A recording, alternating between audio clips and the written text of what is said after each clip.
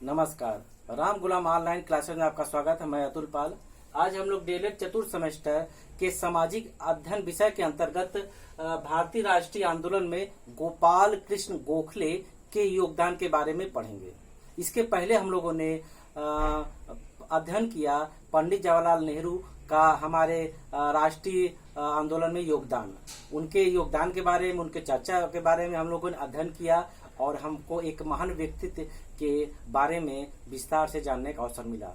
जब रामकृष्ण गोखले का नाम लेते हैं तो हमारे सामने एक महान व्यक्तित्व की छवि उभर के आती है, जो इनके शिष्य के रूप में जाने जाते हैं महात्मा गांधी की। क्योंकि महात्मा गांधी के जो थे, महात्मा गांधी के ये गुरु थे गोपाल कृष्ण गोखले।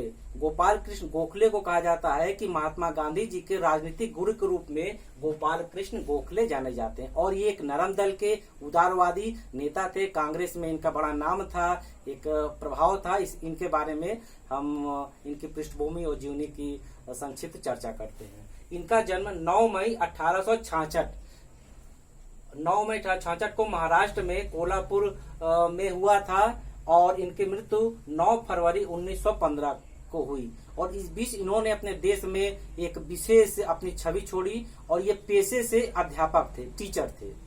और इनके पिता का नाम कृष्ण राव, इनके पिता का नाम कृष्ण राव था। पेशे से तो वो कृषक थे, लेकिन कुछ आर्थिक स्थिति ठीक ना होने के कारण वो क्लर्क के रूप में सेवा करके अपने जीवन यापन करते थे। ये एक मध्यम वर्गीय परिवार से संबंधित थे और इनकी माता का नाम वालू बाईदा कहेंगे, कुछ भिन्न नाम मिलता है क्योंकि कुछ ऐसा नाम है कि अलग अलग पुस्तक में अलग नाम मिलता है। और ये एक महान स्वतंत्रता सेनानी के रूप में जाने जाते हैं और एक महान समाज सेवी के रूप में जाने जाते हैं, एक महान विचारक के रूप में जाने जाते हैं। और इनकी छवि इतनी विशाल है कि इनके बारे में जितना भी कहा जाए उतना कम है। ऐसे विराट छवि के धनी हमारे गोखले जी थे। और गोखले जी के जो गुरु, किसको हम मानते कहते हैं, महादेव गोविंद रनाडे। गोपाल कृष्ण गोखले के राजनीतिक गुरु या गुरु महादेव गोविंद रनाडे, जो एक महान समाज सुधारक के रूप में जाने जाते हैं, जस्टिस के रूप में जाने जाते हैं आदि उनकी छवि रही है। जब ये उनसे मिले तो उनकी छवि और उनके व्यक्तित्व का इन पर इतना प्रभाव पड़ा कि इनका जो अंदर का वैचारिक वातावरण था, इनका जो मन था, दिमाग था, आत्मा था, सब एक विशेष रूप से शुद्ध होते हुए उनके प्रति आकर्षित हुई और उनके गुणों से प्रभावित होकर के ये एक ऐसे क्षेत्र में गए, समाज सेवा के क्षेत्र में गए, उदारता के क्षेत्र में गए, जो आज भी जिसके बदौलत इनको हम जानते हैं, पहचानते हैं। आगे देखते हैं। ये बचपन से ही मेधावी छात्र रहे हैं। जब शुरुआती शिक्षा इनकी हुई महाराष्ट्र में हुई तो ये मेधावी छात्र रहे हैं। और जब मेधावी छात्र को, जैसे हम जानते हैं कि छात्रवृत्ति मिलती है, आज भी मिलती है, तो उस समय भी इनको छात्रवृत्ति मात्र 20 रुपए मिली। 20 रुपए की नहीं बात है, उस समय 20 रुपए बहुत मायने रखते थे।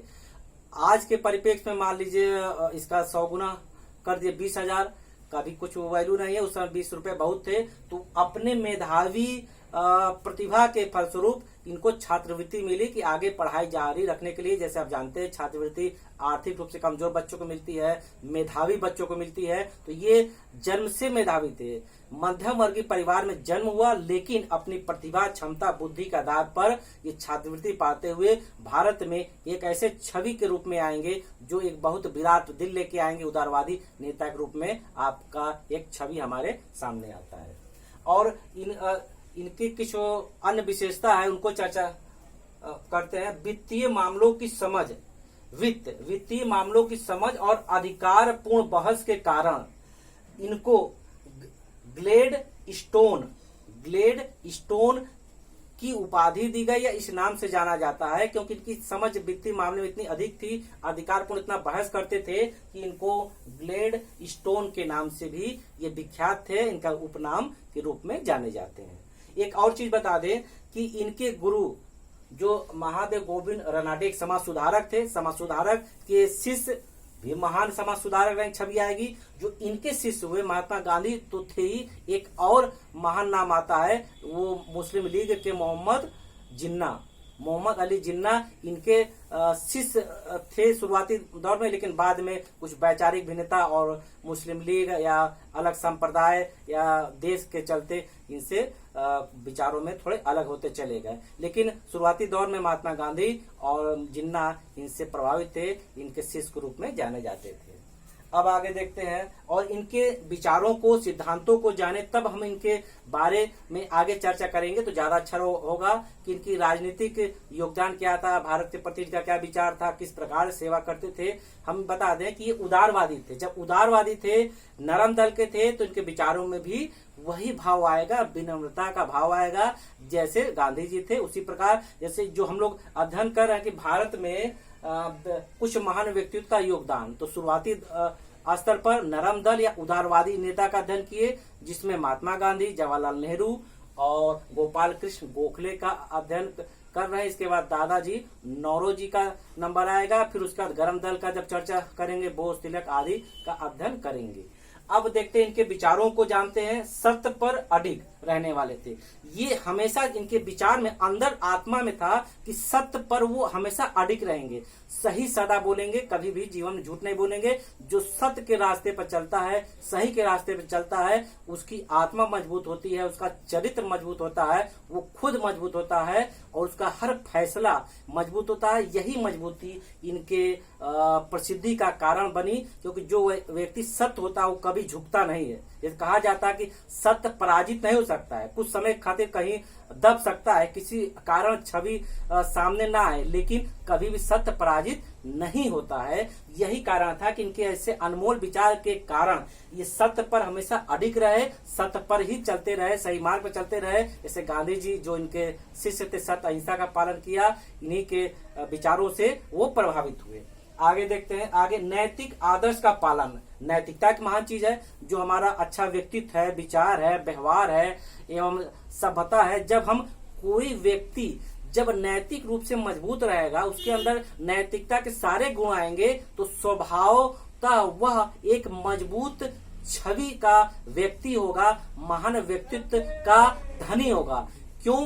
क्योंकि जब व्यक्ति के कथनी करने में एक रूपता होता है, उसका नैतिक पक्ष मजबूत होता है, तो अपनी बातों को मजबूती से करता है और एक लोहे के समान मजबूत दृढ़ संकल्प के साथ अपने उद्देश्यों को पूरा करता है, जो गुण इन महान व्यक्तित्व में था। आगे देखते हैं। वाक पटुता में निपुण, यानी वो वाक पटुता में अपने बोलने में इतने निपुण थे, इतने अपने बुद्धिमत्ता के बल पर इतने वो प्रेजेंट ऑफ माइंड कह सकते हैं, बोलने में इतने निपुण थे कि वो किसी बात को सहजता से सुनते थे, समझते थे और तब बोलते थे। जब हम सामने वाले का बात सुनते हैं, समझते हैं, बोलते हैं, तो हमको अवसर मिलता है कि वो सामने वाला क्या बोल रहा है, हमको क्या कहना है। कभी कभी अगर बिना सुने सामने वाले की बात हम बोल देते हैं तो शायद हम कभी हमको थोड़ा सा अंदर शर्मिंदा होना पड़ता है, लेकिन जब सामने वाले को हम हर बात सुनेंगे, समझेंगे, यदि लगेगा कि वो हमारी आलोचना कर रहा है, अगर सामने वाला हमारी आलोचना करता है, इसका मतलब वो हम पर ध्यान दे रहा है। जो हमारी कमियां है, यदि आलोचना के रूप में हम सामने आती है और सहजता स्वीकार करते हैं और उस कमी को दूर करते हैं, तो हम धीरे धीरे अपने अंदर की कमियों को दूर करते हुए एक मजबूत छवि के महान व्यक्तित्व बनने की ओर अग्रसर होंगे। या जो भी महान व्यक्तित्व हुए, इनके अगर कुछ गुणों का भी हम आत्मसात करें, ग्रहण करें, तो हमारे अंदर भी धीरे धीरे एक अच्छाई का पुंज आएगा, एक महान व्यक्तित्व का निर्माण होना स्वाभाविक है। आगे देखते हैं। संवैधानिक नीति में देश में स्वशासन होना चाहिए। ये नरम दल के थे, इनका ऐसा मानना था कि अंग्रेजों का जो शासन है, ठीक है, उनके अंतर्गत हमको स्वशासन होना चाहिए, यानी संवैधानिक तरीके से अभी हम मतलब भारतीय पूर्ण रूप से शासन करने के काबिल नहीं हुई। ये इनका विचार है कि स्वराज हमको पूर्ण रूप से अभी नहीं मिलेगा, लेकिन हम उस दिशा में कुछ अपना शासन करें। जैसे छोटे स्तर पर जब कुछ हम करके अच्छा दिखाएंगे, सफल होंगे, तब हमको बड़ा काम मिले। यदि छोटे स्तर पर हम सफल हो जाते हैं तो ठीक है, अगर नहीं होते तो बड़ा काम कैसा मिलेगा। जैसे किसी को कहा जाए कि आप छोटे स्तर पर किसी कार्यक्रम को संपादित कीजिए, अच्छे से करेंगे तो आपको बड़ा कार्यक्रम दिया जाएगा। अभी आपके पास अनुभव है नहीं, जानकारी है नहीं, बड़ा कार्यक्रम दे दे, आपसे उचित ना हो। आप धीरे धीरे अनुभव प्राप्त करिए, क्योंकि व्यक्ति जब काम करता है, अनुभव लेता है, तो उसको सीखने का एक अवसर मिलता है, आत्मविश्वास बढ़ता है, एवं जब हम काम करते हैं तो कुछ कमियां भी आती है। कमियां आने का मतलब है उस चीज में हम ध्यान दे रहे हैं और आगे आने वाले उस कमी को सुधार करेंगे और अपने अंदर के बेहतर व्यक्तित्व का निर्माण करेंगे।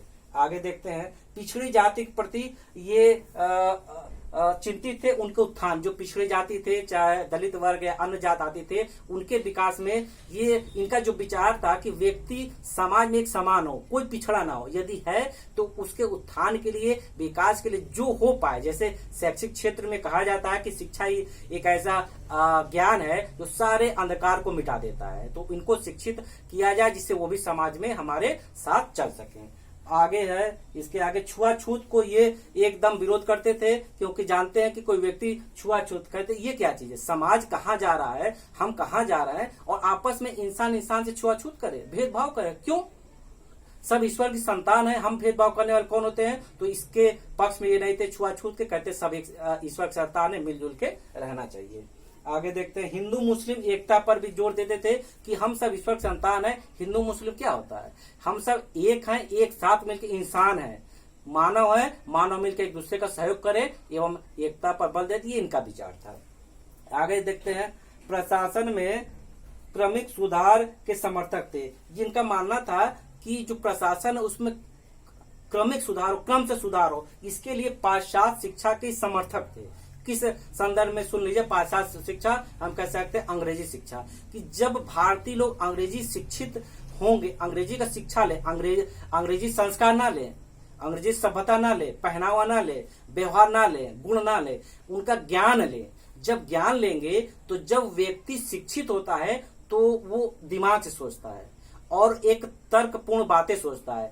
तो उनका यही विचार था, जब भारतीय अंग्रेजी माध्यम से शिक्षित होंगे, पाश्चात्य भाषा से शिक्षित होंगे, उनके अंदर नैतिकता का विकास आएगा, अपने अधिकार के प्रति जागरूक होंगे और अपने हक के लिए स्वयं एकजुट होंगे, उनको कहना नहीं पड़ेगा। इसलिए इन्होंने पाश्चात्य शिक्षा के पक्ष में ध्यान दिया और उससे चेतना में जागरूकता आती है। एवं इन्होंने चरित्र निर्माण पर विशेष बल दिया कि व्यक्ति अगर महान बनना है तो चरित्र निर्माण अति आवश्यक है। इसके फलस्वरूप इन्होंने कुछ सोसाइटी की भी स्थापना की, जिसमें उन्होंने इस पर विशेष ध्यान दिया और इसके बारे में हम चर्चा अब अगले क्लास में करेंगे, क्योंकि ये महान व्यक्तित्व के बारे में यदि इनके शुरुआती बातों को ना जाना जाए, विचारों को ना जाना जाए, तो शायद जब इनके योगदान को जानेंगे तो अच्छे से हमको समझ में नहीं आएगा। इसलिए इनके बातों विचारों को अध्ययन हम करते हुए इनके योगदान की चर्चा अगले क्लास में करेंगे।